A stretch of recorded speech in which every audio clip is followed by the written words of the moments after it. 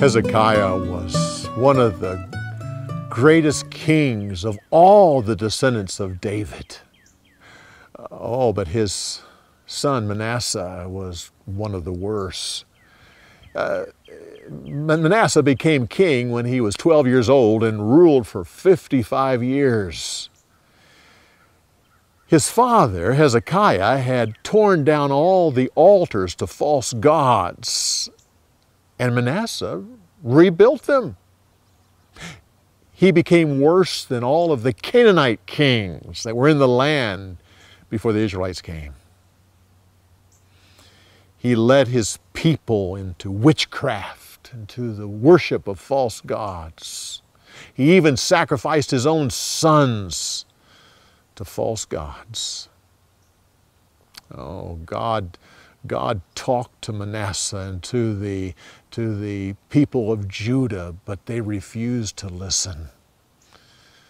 So finally, God allowed some commanders of the Assyrian army to come and to capture Manasseh. They put a ring in his nose and they led him away with bronze chains, took him all the way to the city of Babylon, where he stood before the Assyrian king. They put him in a prison there. This was one of the darkest times in Manasseh's life. But he turned to God. He prayed and asked for forgiveness, and God heard his prayer and was merciful. In time, God allowed Manasseh to go back to Jerusalem and once again become king.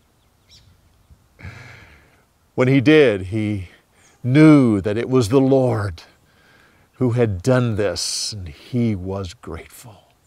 He got rid of the false altars that were in the temple, and he once again established the altar of God there so he could go and give thanks to the Lord.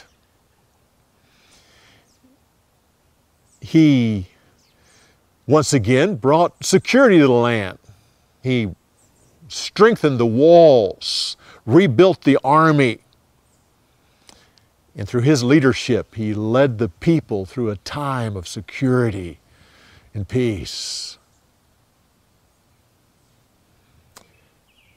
When he died, his son Amon became king.